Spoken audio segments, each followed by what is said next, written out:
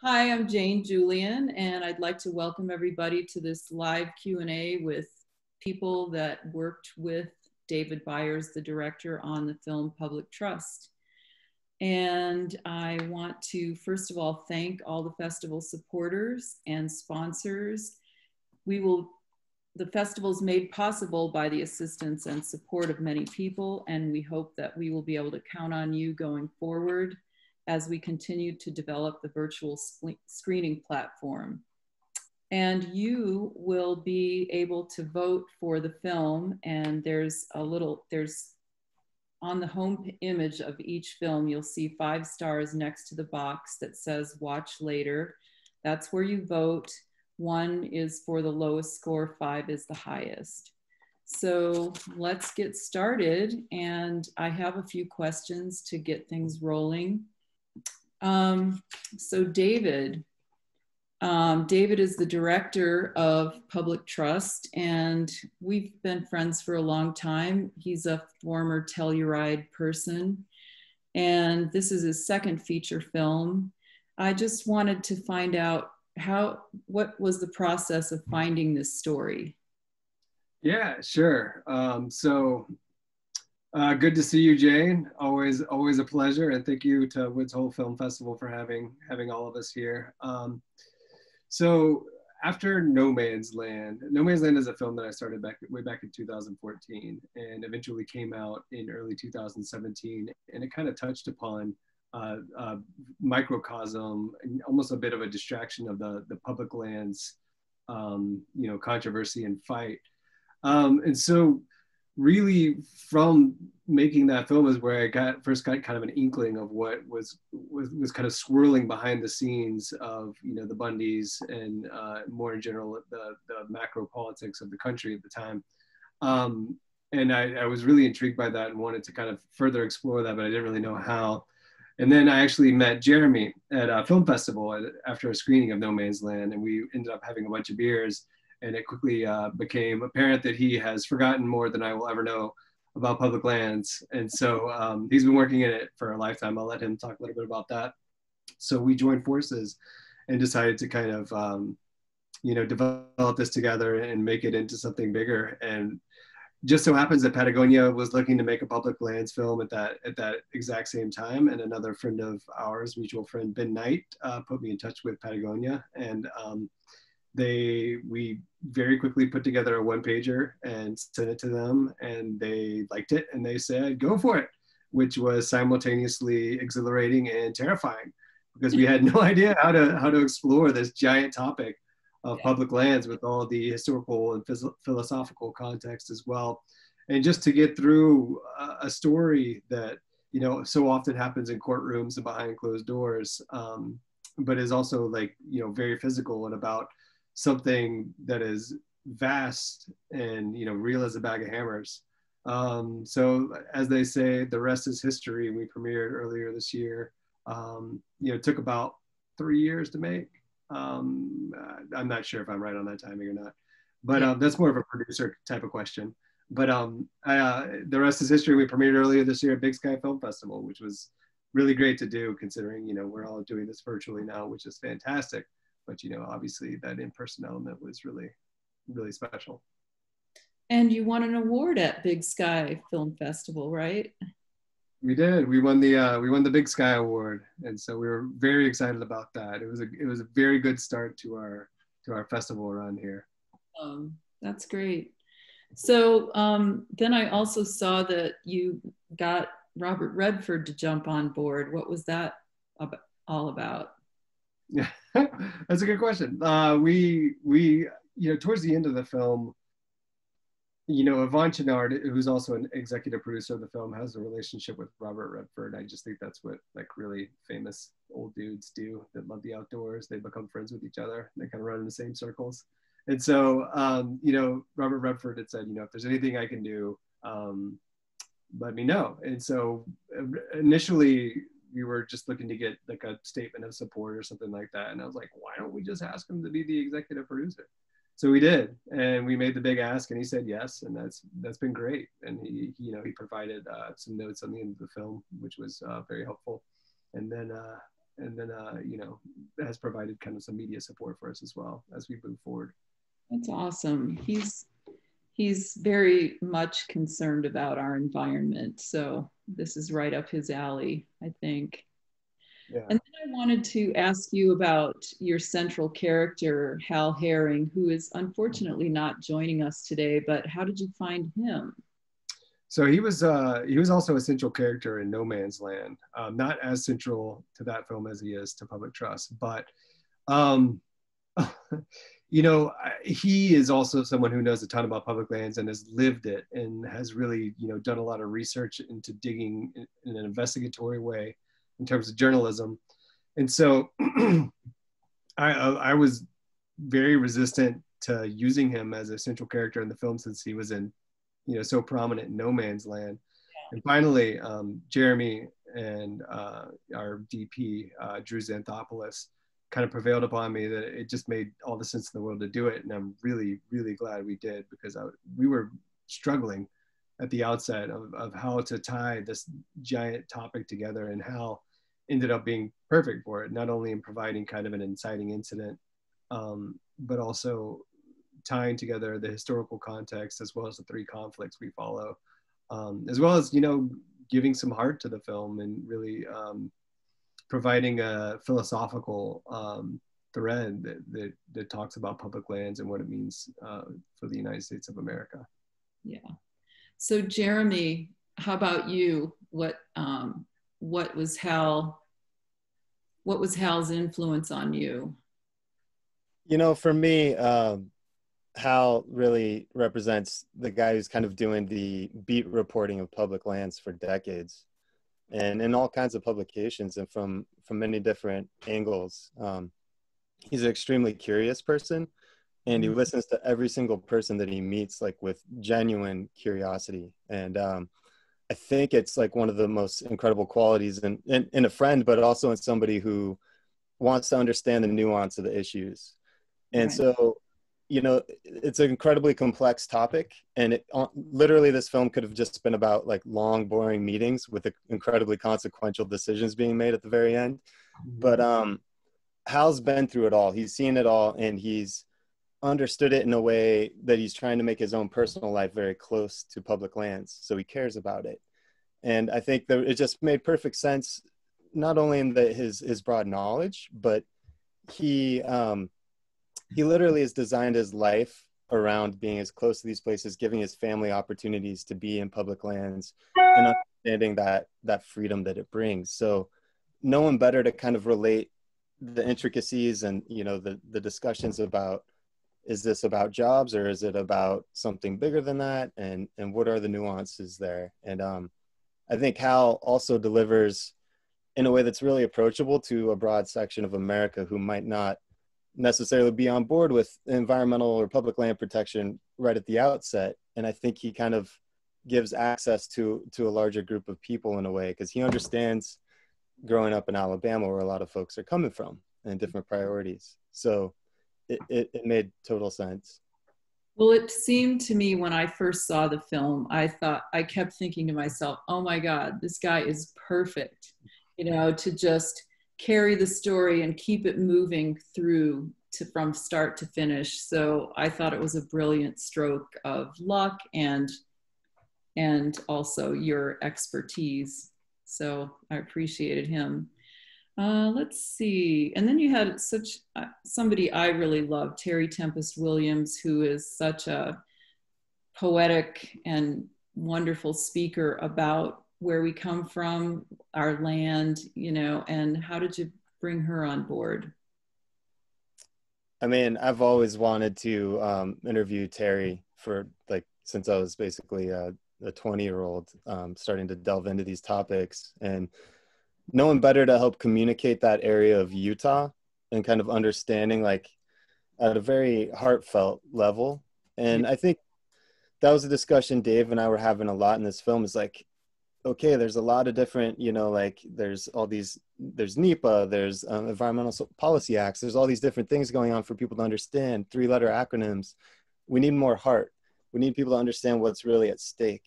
And so really in communicating with Terry and just months and months of emailing and kind of finally getting a date to go interview her, it was a dream come true to spend that time with her. But also, I think she just lends a weight to the film. And we were agonizing over trying to use more of her quotes and bits in there. It was really difficult not to make an entire Terry Tempest Williams film, honestly. Next.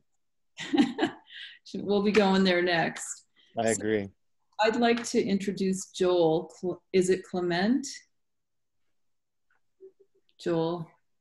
It's Clement. Clement, okay. So Joel is one of the whistleblowers in this story. And I was curious, with all the stuff that was going down at that time, what was it about David that convinced you that he was the right guy to tell this story? Well, he's very debonair, first of all. And Wow. Jeremy has these giant hats, and those giant hats look good on camera.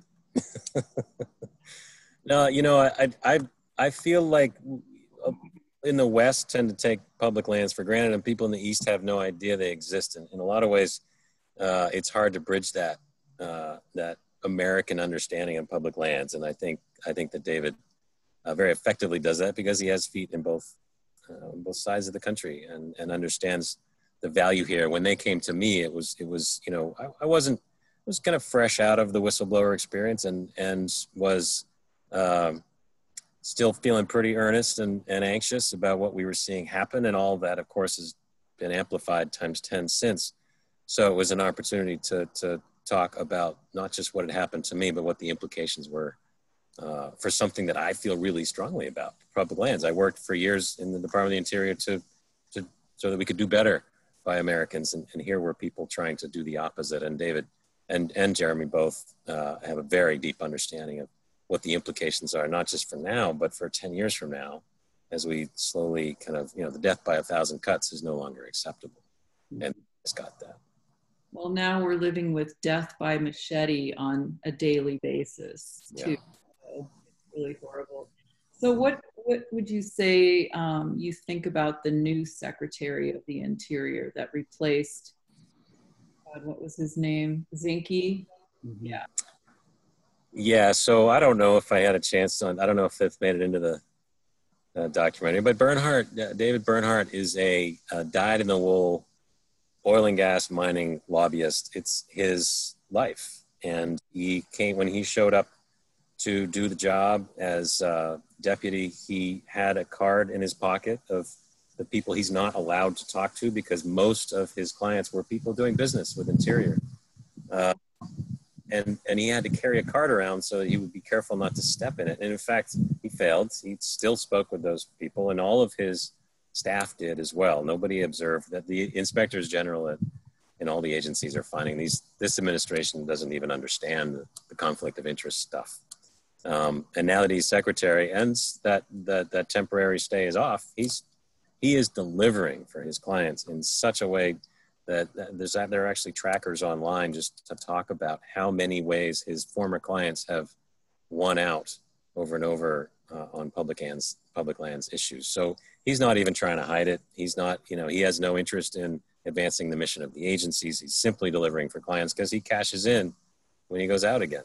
And that's how it's going to work. That's how it's worked for a long time, particularly on the Republican side. It's just they've taken it to such an extreme now that there's not even a pretense of concern about the mission of the agency or the value of public lands to the American taxpayer. Right. I don't think highly of him, if that didn't. No, I mean, that was very clear, just seeing the footage. Yeah. Is there anything right now that gives you hope for our public lands? I mean, it's really tearing at our hearts, being in the West as well as a lot of you. And I just don't know if there's any bright spots. I just feel like I'm holding my breath till November. Yeah. All right. Well, I'll jump in and say there are two things that give me hope. One is the Trump administration really sucks at what they're doing, right? They're so bad at it that they're getting reversed in court over and over and over. And that's really important because a lot of this stuff was so sloppy and done without public comment very intentionally done in a non-transparent way, and that is actually illegal. And so the judges are, the courts are putting a halt to a lot of their stuff. So on one hand, that's good. The other thing that I take a lot of hope from now is the youth voice is getting amplified, that on not just climate change, but on social justice issues. And if we can channel a lot of that energy toward this federal estate, this national, these public lands that belong to all of us, I think there's a lot of potential there too. So there are reasons for hope. I know it seems, Jane, like everything's gone to hell in a handbasket, but and in so many ways, it's been horrible for those of us who value these things. There is some hope. They're failing at a lot of things, and there's the cavalry are coming in the form of the youth voices that we're getting a chance to hear now. Right. Well, on a personal note, my brother, who's a small business owner in Colorado, voted for Trump, and he had his reasons. He's thinking that small businesses would get more support, and he was getting killed with employees with Obamacare. But the Thanksgiving 2 years ago, he came to Durango, and he was really upset about the Bears ears. And he goes, "That's my playground." And I was like, I had the grace to not just twist the knife, but I was like, thank you for starting to turn that corner. So we'll see what happens. Show him the film, it'll piss him right off. So David, I wanted to ask you, I did not even know that there are 640,000 acres of public lands in the United States. That's a huge amount. So first of all, how can you give us a scale, like how many states would that territory encompass? Well, yeah. So it's 640 million acres of public lands. So yeah, I was gobsmacked as well. Whenever I learned about that, just during the process of making this film, actually, and I moved from Georgia, where we didn't have any federal public lands. So I think something that worked to my advantage was my kind of path from ignorance to a very rudimentary understanding of public lands. And that helped me, make the film, to say, what do I need explained to me? Like I'm a 5-year-old that doesn't know anything. And it turns out it's a lot, and I need bright, shiny pictures to keep me entertained for that entire time as well. I don't know how to make an equivalence with that. I think it's like 90-something% of land west of the Mississippi is federal lands. Is that right, Jeremy? Or am I making the Interior Department manages 1/5 of U.S. land area, and that doesn't include the national forests, which are ag. So it's a number of states. Added it all together. Thanks for the save, Joel, on that one. I wasn't sure. I think I was just going to make something up at that point. Well, one way to look at it too, just the expanse of the public lands of the state, it's like we have all kinds of different programs that, like Land and Water Conservation Fund, for example, which actually just finally made its way getting reauthorized through Congress. Every county in this country has some public trail or park or outdoor space access through that fund, and those are public lands. So there's, everything from national wildlife refuges in, Louisiana to, or Ohio or anywhere you want, national parks. They're everywhere imaginable. All you have to do is look in your backyard and you will find public lands. It really is an incredible asset that we have as a country.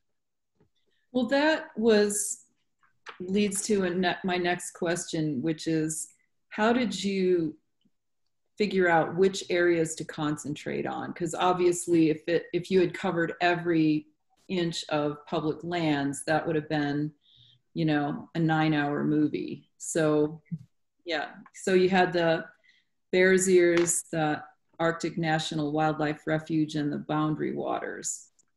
How did you decide? Well, we were constantly thinking about, how do we tell this huge story through geographies that are different enough, but help tell the same story? You could have made this entire film about federal public lands in Ohio and issues with the Wayne National Forests, or oil and gas pressures or coal pressures and things like that. But we felt like these particular areas, there were battles that were really present and happening. Our first day of filming was in Salt Lake City when Trump arrived to rescind, quote unquote, rescind the Bears Ears National Monument. And so it was obvious that Utah was the tip of the spear for us, I think, right, David? And, especially in the land transfer discussion, that's a place where those discussions are really actively happening. And then the boundary waters, it's kind of, we describe it as the blue collar wilderness. It's the most visited wilderness in America. It's very accessible. And a lot of people on the East Coast use that area and have grown up going to camps in that area. So I think each of the geographies help tell a very different story, but help show that the same movement is kind of happening to essentially remove public lands out of public ownership. But it was difficult. I mean, we wanted to go everywhere and get every battle, but we kind of had to hone in on really good characters who are living this every day. And I think that's what it came down to. Would you want to add anything to that, David? Yeah, I mean, sure. Like Jeremy said, we didn't have the luxury of 24 hours of airtime that a Ken Burns series would get, but we certainly could have filled that. And we wanted to make sure that we made this very contemporary. And it just so happened that each of the three areas that we chose, had a protection that was made kind of recently, and then the rescinding of that protection within the Trump administration. So it also lent itself to, unfortunately for real life, but fortunately for narrative structure, it lent itself well to kind of a linear structure in that sense. Very cool. So are there any updates for those areas since the filming ended? Yes. I'm gonna let Jeremy take that one on. Yeah, and I apologize. I got in really early this morning from 2 months in Alaska, and I'm kind of like foggy, but yeah, so Phil and Joel, where you can help me. But basically, Bears Ears, there's a really important court case that's been happening. And essentially, the judge gave the groups that were suing the Trump administration standing, which was an incredibly important moment. The Trump administration had asked for that case to be tossed out. So we're talking about something very constitutional, and whether or not the Antiquities Act can be essentially violated by future presidents. And so that court case is progressing and it looks promising, frankly. There's also been bills to reinstate Bears Ears passing through Congress, not the Senate, obviously, yet. And I think with Boundary Waters, there's some interesting updates. Again, all these things, like within the Trump administration, like Joel referred to, they've been trying to rush things through and not really like filling out the paperwork properly, essentially. But Boundary Waters, there's a bill that's been introduced, and I think it's in subcommittee and going to full house, that would protect that whole area and do a mineral withdrawal. And I think there's hopes that that gets heard soon. So we'll see how that progresses. And then Arctic National Wildlife Refuge, it's like a lease sale could essentially happen at any moment. But there's a lot of clerical errors in that paperwork. Again, they were like copying and pasting things into to rush it through. And like literally there are names of geographies that don't exist in the Arctic. They're over by Prudhoe Bay. And so there's, I think if you ask Bernadette that question, she would have a much longer and better answer. But the reality is that we are getting closer to things like lease sales in those areas, and we need due diligence, and we need people to pay attention. And there are promising, legislative actions, but there's also like this election couldn't be more critical, like you already referred to. Right. And anything to add on to that, Joel? Yeah, just to add on the Arctic Refuge, I mean, they have run up against some obstacles and have decided to, rather than follow public process and listen to the science, they've decided quite predictably to just steamroll that stuff and announce that they're going to have a lease sale in the near future. And not only are they going against public process, but nobody really wants to bid on a lease sale up there right now, not only because of the price of oil, but because at the end of this administration that seems to be tanking, do you really want to take the risk of investing in something that might be off the table pretty soon? So we'll see. But it's, you know, they're stumbling as usual, very clumsily forward to try and make a lease sale happen. And that may happen, but I don't expect anyone to be poking holes in the ground in the next couple of years. Gotcha. Well, I'm supposed to remind viewers that you can submit questions to the chat, the Q&A chat line, so that I can relay that to these panelists here.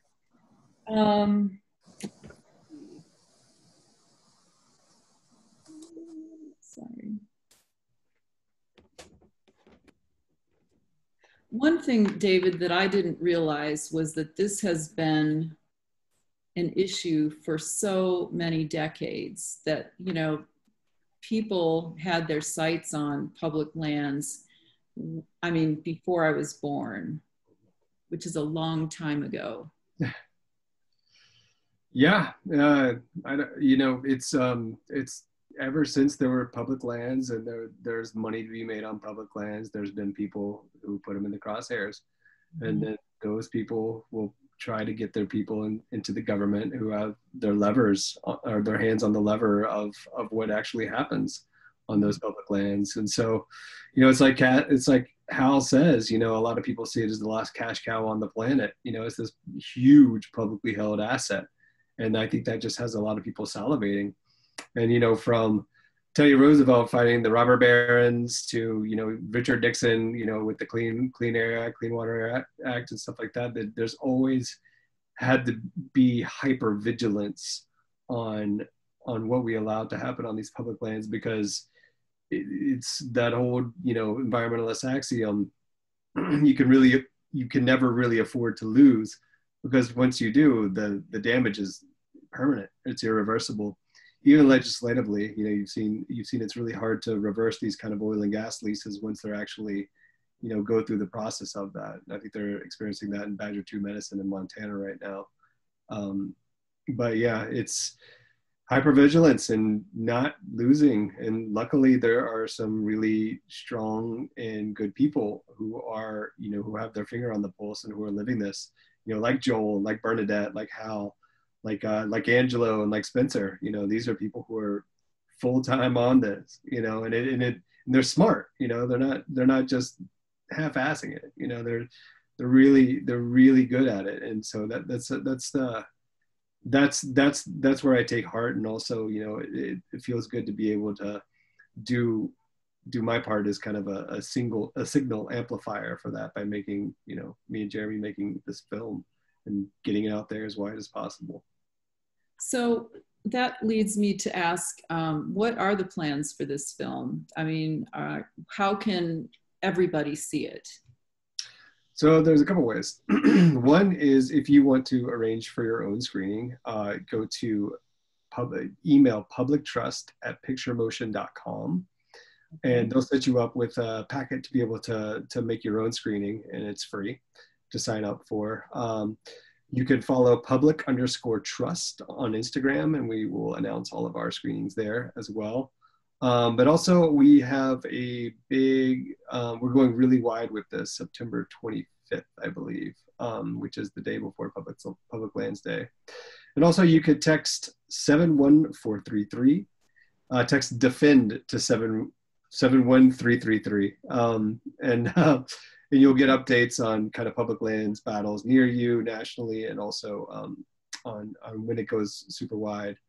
So everyone will be able to see it this fall at some point in any of those ways. There will be other festivals as well, for free, because that's very important for us to get this out there as much as possible. So please, if you've already seen it, when we make that announcement, please share it with your friends as well, and make sure we get as many eyeballs on this as possible, so we can get Hal Herring out there in all his Southern charm and convince the hearts and minds of America to vote public lands. I'd like to share a whiskey with Hal Herring. He seems like a super interesting guy. You would absolutely love it, Jane. I know Joel got to spend some time with him, and in Alaska as well, and we're all big fans. So Jeremy, are you on your houseboat? I actually live on a 38-foot sailboat. Sailboat. Yeah, and I am. Wrap around the books behind you. Yep, that's the settee. I'm in the salon. So David, I wanted to just give a little plug to who did your original score. Yeah, absolutely. Yeah, that's my wife. My wife and her writing partner, Bill Reynolds, who's a composer from Nashville and was played in the Band of Horses for a long time. They did the original score for the film, and it was fantastic, and it's really lovely, and I'm super proud that she lets me hang around, and she writes music for films for me. So that was really nice. Nice. Yeah. And also I'd like to comment on the editing, because I felt like the pace was really great and the story just kept moving forward. You could have edited out anywhere, you know, but it didn't seem to do that for me. So you do a lot of editing yourself, right? I used to. Now that I can raise budgets and not have to do it, I do not. So it was more of an editor of necessity before, but yeah, Lyman Smith was our editor, and he is so fantastic. He's made a ton of great films, and he's very fast, and just brings a real, not only in terms of like artistry, but really brings a narrative sensibility to the film. It makes it feel like a really big film and a giant narrative, and it was fantastic. And, you know, Jeremy was super involved in the edit as well, you know, giving notes daily and, you know, watching the film and making sure, and at the very least, we weren't being inaccurate, but also lending his creative chops to making sure everything flows together and that the story makes sense and that it's really beautiful. And then, you know, also busting out during the middle of an edit retreat to go film Terry Tippis William after driving 13 hours. That's one of our more interesting stories. Cool. So what's next for each of you? Let's hear what you have on board. Go ahead, Joel. Well, so I'm now at the Harvard Kennedy School, and I'm continuing to work on Arctic resilience issues for Arctic communities and the people of the Arctic. So I've been able to continue the work that I was doing now as an academic, and hope to influence that work again. You know, we'll see. Obviously, the election in November has implications for all of us and what we do. And I don't want to predict what I might do, but I do think that, you know, don't we all just hope we have the opportunity to fix this? And when someone's complaining as much as I am about this administration, it would be hard to turn down an opportunity to try to fix some of this stuff. So as much as Maine right now is a really great place to be, particularly during a pandemic, Washington, D.C. might need to be a place to be in the coming years. So we'll see. And how about you, Jeremy? Yeah. I'm going to support Joel's campaign for undersecretary at the Department of the Interior. No, but I just got back from 2 months in Bristol Bay on a commercial fishing vessel. And there's many people have probably heard of that battle there. It's the Pebble Mine, which would essentially be the largest mine in North America in our history, and would supplant the last wild large sockeye salmon run in the world. And so there's a project there for sure. We have close family ties to that area and to the issue. But in addition, I'm working with a really good friend, an Indigenous filmmaker named Ben Dupree, on a project that we started at Standing Rock a little over 4 years ago. And we're excited to kind of get that going and take another hard look at some things that are happening around Indigenous-led climate movements, as well as that particular event that happened there. We had a really interesting adventure getting to Standing Rock via canoe down the Missouri River from Montana. So that's a project that we hope to get off the ground as well. But really right now, making sure that this film gets amplified and seen by as many people as possible is my priority. Awesome. Well, I'm going to do my best to be a mouthpiece for public trust. I just love this film so much. Thank you. David, how about you? Oh yeah. So I'm gonna retire and become a tomato farmer. That's been my pandemic thing to do. We have some great heirloom tomatoes if you ever want some, Jane. But I'm working on a new film about community energy in Europe, and a lot like speaking about making a film about public lands. It's kind of hard to explain. It sounds very boring when you just outright say it, but it's a really fun and positive story because they're having some real success with community energy in Europe and renewables. So it's going to be a really fun one to make. We're doing that remotely, which is really interesting. So we have kind of a proxy crew over in Europe right now filming, which is really interesting and challenging in terms of being on Zoom calls from 2 a.m. to 8 a.m. at sometimes, but it also, you know, it's great to not have to travel 6 months out of the year to make a film. So that's what I'm doing right now. And then, you know, obviously I have a ton of other ideas in various stages of development that I'd love to talk about for hours and hours, but I will bore you all to tears if I do that. So I'll spare you this time. Never boring, David, for sure. Well, I'm looking over here at this chat and I don't see any questions. So Jay, our host, any news there? It's okay to end. Oh, it says oik to end. Little typo there. We'll oik. Oik. Yes.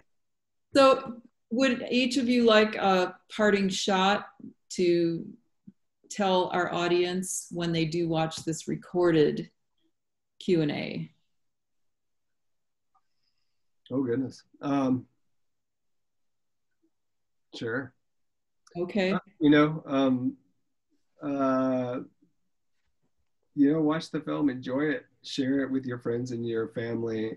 We made the film in such a way that public lands, which could be a very dense and or daunting topic, is accessible to people who don't really know anything about public lands.